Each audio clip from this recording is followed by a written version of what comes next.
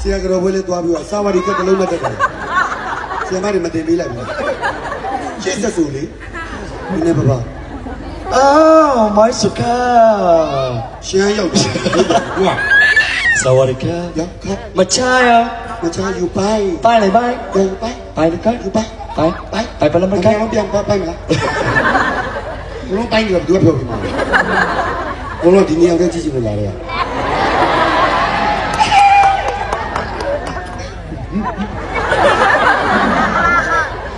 ဒီကုစုံနဲ့လိုက်တော့မထိုင်းချင်း โอเคงั้นสิရတာမဟုတ် မချင်း ထိုင်းကြီးအစ်စ်ကို